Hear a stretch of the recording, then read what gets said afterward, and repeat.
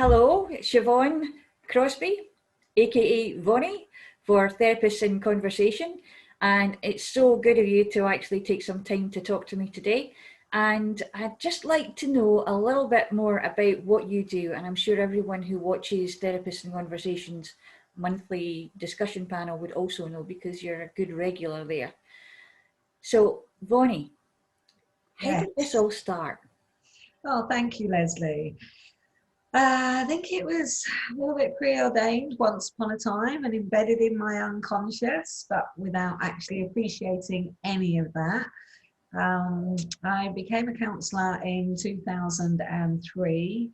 I qualified on the basis of actually falling pregnant, having my son, having lots of physical problems during the actual birth itself. Meeting a therapist because my GP felt very bad about letting me down. So sent me a therapist to make me feel better. And I remember sitting there thinking, I could do what she does. She comes round, she has a nice cup of tea, she seems quite nice, and off she pops. I had no idea what I was getting myself into. And so when I started studying in Waltham Forest College. And I did studying from, it was a 5-year course squeezed into 4, because I did 2 courses in one go. The diploma changed the year I left, so I had a 1-year diploma because the previous course was incorporated within the diploma the next year. I personally didn't agree with that because it meant students started seeing clients a year earlier, if you like. Whereas I always felt that it was best to leave it to the very last year. And I fell in love with understanding self-awareness. It was the first time I walked into a course, the very first basic course, where it was almost like somebody just went and turned a key in my mind. And I'd never understood anything about psychology. I come from a generation and a background where studying it, or psychology wasn't even a course subject in my school. So I blindly went through life, and I genuinely know that everything I went through caused me to react in ways that were not good for me. But I had absolutely no understanding of why, how. I didn't even stop to think about it. I think everything that I did, everything I felt was shoved into little boxes. And I just carried on making, unfortunately, mess after mess after mess after mess, and mistake after mistake after mistake, without understanding anything as to what was drawing me to where, or why I was doing it, or where it all came from. I had no knowledge whatsoever. The surprising thing for me was 6 years after qualifying, a schoolwork one of mine was presented to me from my mum's attic. And I opened it up and it blew me away, because my social work studies were based on the effects of sexual, physical, and emotional trauma. And for a 15-year-old, what I wrote, realistically, social services should have been called in, because you wouldn't know what I knew. You shouldn't. A 15-year-old just shouldn't have known what I knew. And I really didn't understand what I knew. I wrote from a place of my heart and soul, but I didn't understand what I was writing. Whereas if anybody that had an ounce of psychology had picked up that 15-year-old's book and saw what I was writing, they would have absolutely been taken action. They wouldn't have known what action to take. Was nothing to do with my father, which is a very common thing to think. But in essence, I had an amazing father who died very young. Unfortunately for me, that added to my trauma 3 years after I wrote that book. So I somehow believe it was my fate to end up here, considering what I was writing back then and not appreciating anything about anything. And I found the power of self-awareness.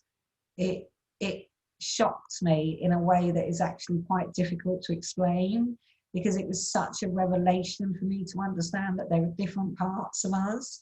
There was our unconscious, our semi-conscious, and that most trauma, it has to play out in some way, shape or form. I think that the situation in the most basic, simple sense is a penny dropping moment. Yeah. It's like the light just comes on and the machine opens up and it's like, yes, it's here. that's the reason. But isn't it so amazing that almost everybody that you meet who is a therapist, a healer, either complementary or natural health, basic traditional medicine, they all come from a space of, I know how that works because that was me. Yeah. I can relate, I can empathize, I can, I say empathize, but I know that we can't actually feel or what the other person is feeling per se, but we can understand the situations and how their behavior might react that way because it happened to us or someone that we know. And we recognize that people write scripts about it all the time. This pain comes from somewhere. It doesn't just drop out of the sky for no reason. And therefore, people like us don't drop out of the sky for no reason. Yeah. There's always a key for every lock to a certain extent. And that was the basis of Therapists in Conversation, was bringing us all together. So I'm so glad to have you on board, particularly because your view is very sympathetic to complementary issues as well as the more clinical side. And I think it's very important for people to understand, and for us too, that when it comes to therapy, depending on what your needs are, the therapists themselves should be able to and be brave enough to say, do you know what? I think you need someone more clinical than I am. And I just know a person who can. And I think it's very important that we have that relationship. But we can all go back and find something in our past that was a little flick of a switch that turns you on to the idea that I can do that. I can help. And that's a drug almost in itself, isn't it? It was for me, because if my understanding was, if I could understand that self-awareness and I could learn to change, oh my God, what I could do for other people, helping them understand themselves. And I do agree, it is like a drug, because the power of your recognition and the impact it can have on people. And I notice it even as I'm saying it to you, it makes me feel so happy, which is automatically reflected in my face, because I do understand the power of it. And it's the most incredible part of who we are as a human being, to know that you do have the opportunity to be self-aware. And when you understand that power and you use it for yourself as well as others in a relationship, the impact is incredible. I find it actually hard to find a word in the English dictionary that's actually big enough to be able to say how mind-blowing it is, how powerful it is. To me, it's a little bit like magic, and that magic plays out beautifully. And you're right, when you have those other framing of psychology, whether or not it's physical, as in Reiki or massage, when you think of all those holistic therapies, we're treating the whole body. And no matter what happens up here, it will affect the rest of us. No matter what happens in the body, it affects the mind. So all of our different ways of coming together and sharing information is, and to know the ladies that are involved with the therapy conversations, they know their stuff. And I think that's really important to acknowledge. They're very proud, they're very passionate, they love what they do. And that's 2/3 of anything that anybody does. When you love what you do and you see the power for somebody else, then it's a joy. You know, this is not something I do for money, it's my vocation, it's heartfelt. Yeah. And I get that from all the ladies that we work with. It feels like it comes from their heart and soul. It does. And I think also the main thread that runs through everything, the river that runs through it, is energy. It's all about the energy and how we actually release it or hold it or allow it to be blocked or don't even understand that we're blocking it. And it's true, the mind actually shows, the body is the physical representation of what's going on in the mind and in the energy centers of the body, which is why Chinese medicine has got all these meridians and things, and they talk about flow all the time. But your career has flowed in an amazing way because you've actually made a tributary of accreditation now, haven't you? Yes, I mean, that was started on the back of having colon cancer in 2018, combined with meeting my managing director, David Sleet, who's a brilliant coach. He's probably the most in-depth psychological coach I've ever known, which is why we work so well together. So he presented a model to me that he'd been working on, and I'd been practicing that model without realizing that there was a label that had been created for that model. And really, it was a bit like Irvin D. Yollem's version of Soul to Soul. When we connect to the depth of somebody in front of us, the power of that connection is so immense. And what can come out of that change, that connection, is just incredibly powerful. Well, I've been doing that in my private practice as part of who I was. And then up pops David. We got talking. He shared his model with me, and I've been doing that. I didn't realize you could translate it into a business model because I'd always been doing it simply with my clients. I never considered thinking about it on a business level. So combined with cancer, cancer changes you. And I know colon cancer, and going through it with my self-awareness and getting politically involved in the therapy world all at the same time. It was like a collision of stars, all at the right time, in the right way, to say, give her time to think. She needs time off her private practice. She needs the energy to be able to get back to it.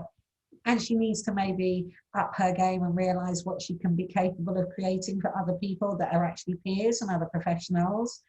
And on the back of that, I just sat there one day and said, there's so much unhappiness in the world of therapy. We know everything about why people aren't happy. Why not create something that actually is for peers, but is also inclusive of other professionals?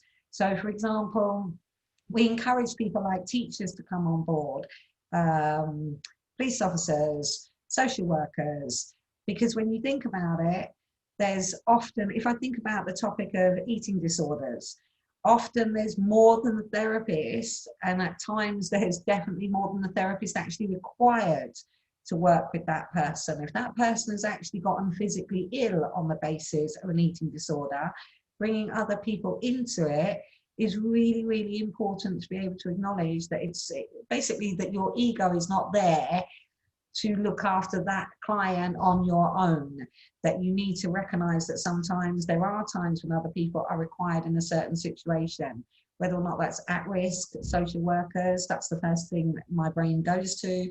Having a collection of individuals that we're all tied to at some point in our career, or I can certainly say I have, is a very useful thing to have as a membership, because it means that they get psychological support through our 2-hour free supervision as part of their membership, and they can pick who they want.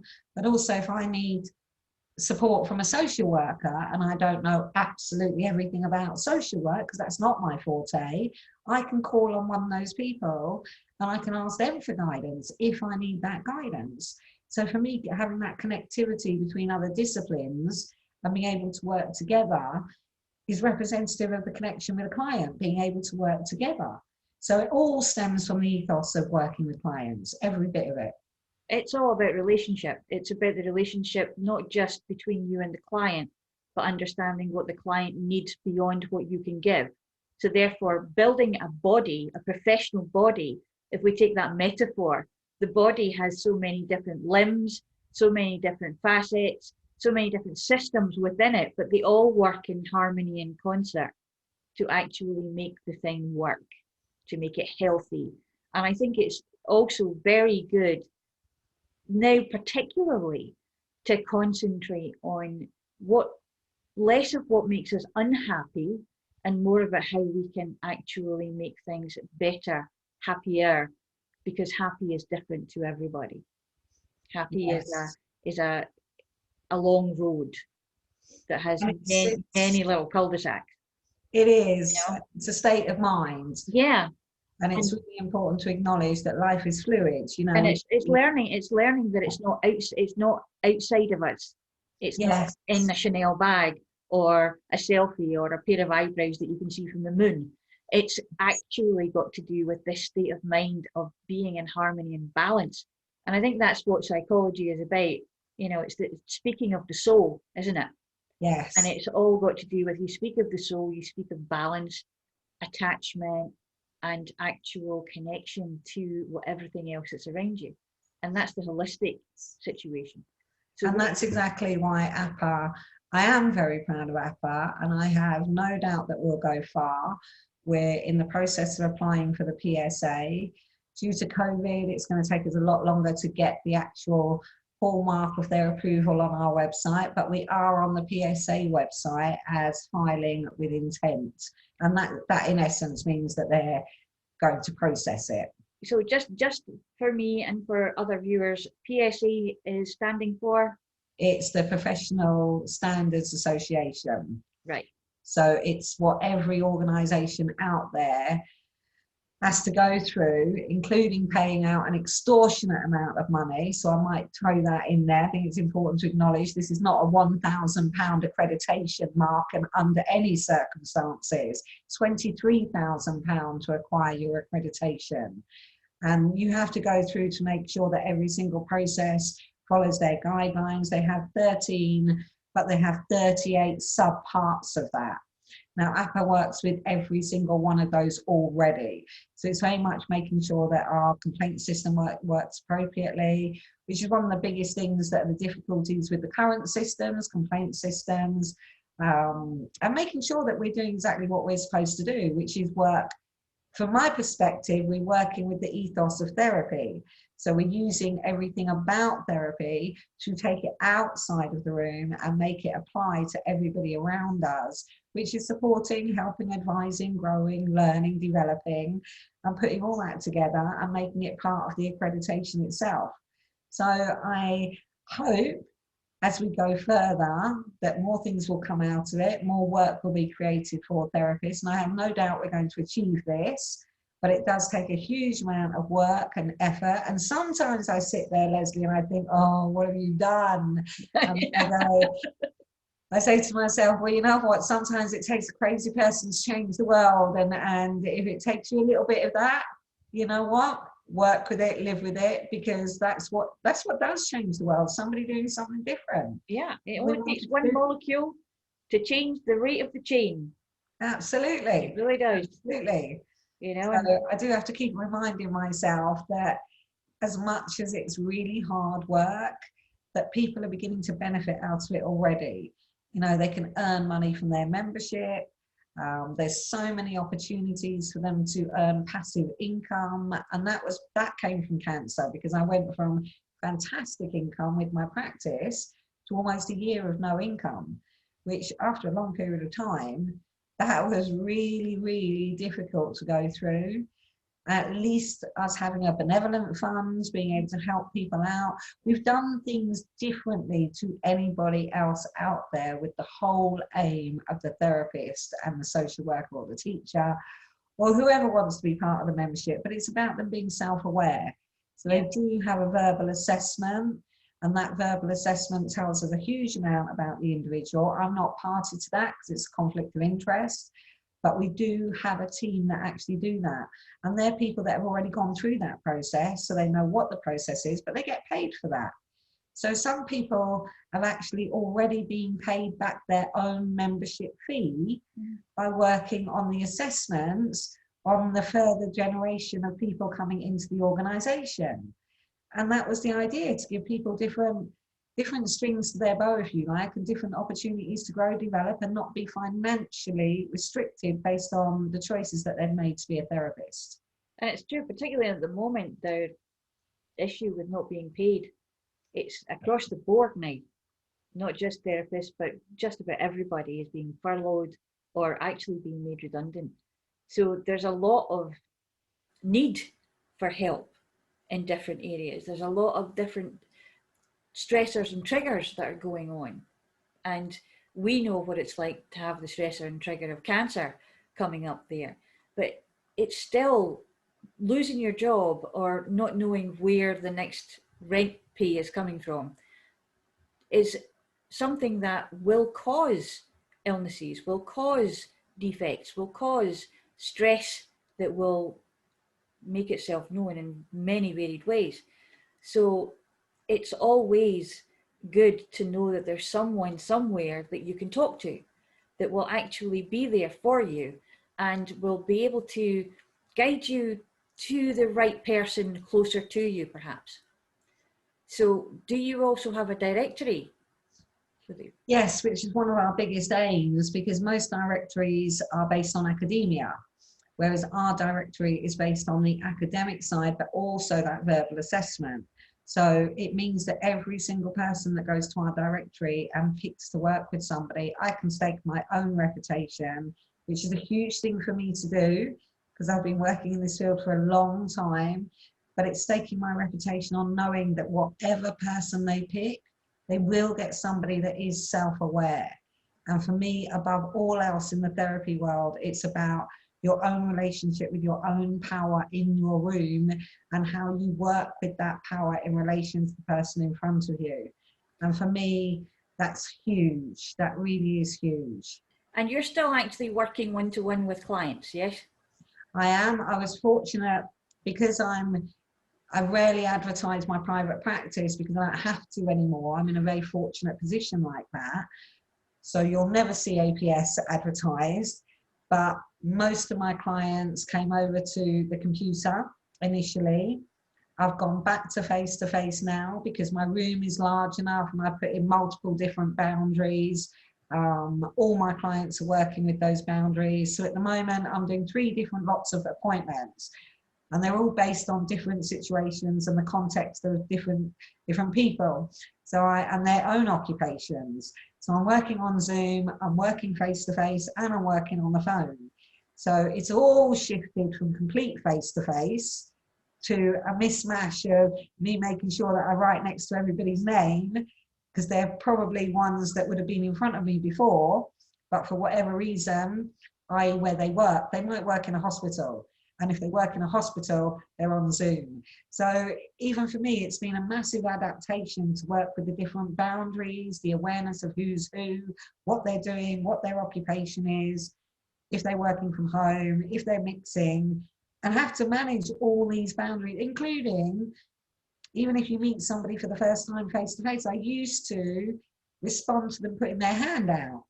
Now I'm having to, but it's a shift and change for everybody. And I acknowledge that. I do actually say out loud, normally this wouldn't be the way that I'd be managing it, but due to the circumstance, da, da, da, da, da. Thankfully, I am ridiculously lucky to have the client work that I actually do. I really, really am. And I think a good part of that is my teaching. I've had so much incredible teaching behind me. So I kind of owe what I do a huge amount to supervision. And the supervisor that I had alongside me for over 13 years, Leslie, he taught me absolutely everything he knew. So it's like a ripple impact, isn't it? The teacher guides the student and the student becomes the teacher, and it goes on. And I feel like I owe so much to Adrian Pennington, who unfortunately died of cancer a couple of years ago. And he was my inspiration and he was my guide. And I saw him once a week, no matter what clients I had and no matter how many clients I had an hour with him every single week. And looking back, don't ask me how I financially did it all. I actually don't know, but somehow I did do it. And I think that says something about my passion, my desire, and the importance for me to be the best I could with clients in front of me. He was my guide. So I just think supervision, especially for people that are becoming newly qualified therapists, it's very easy to sit there and think, well, I've only got 1 client this week, so I'll only do half an hour supervision. Supervision is about a relationship in itself, in my opinion. And it's reflective of how we work with that professional as to how we work within our room. For me, gaining as much education and understanding, and if you like, an increased knowledge of anything that came up, because 1 client in half an hour can be nothing when you're newly trained, because obviously it depends on what you've done before being a therapist, but most therapists coming into it, well, they've not done therapy before. So having that guidance if I could drum it home to every single therapist, find a brilliant supervisor, let them guide you week by week, break your neck somehow to make sure you've got the money, because that's what leads to you being better for your clients. And the better you are for your clients, the more that they succeed in what they need to do, the more they refer you on, and the more you end up with people coming to you. So it's not just about you learning, it's about how the impact of that learning ripples out and what it does for your own reputation. It's walking your talk. Sorry? It's walking your talk. Absolutely. Absolutely. We all know that, you know, we're human too. Yes. And we have issues, we have days when it's not working. There are different stressors that happen. And you cannot be totally professional all the time. Because you know, it's about understanding what totally professional even means, doesn't it? Yes. Because with some people are more empathetically emotional with their clients. Some people are, no, you have the emotion and I keep the professional barrier here. And it depends, because it's horses for courses. You have this idea, and this is why some people will prefer one rather than another. But if they don't know that the one that will suit them is out there, they're going to go with the one that they don't like and say, nah, I didn't like it, didn't work for me, I'm not going to do it again. Yes. And then just sit and mither in their trouble. So what would you say to someone in that situation? How would you get them to come back and try again? If it was a client of my own, which isn't often happening, thank God, I would ask them to tell me what the difficulties it is that they're actually feeling in the room and talk it through.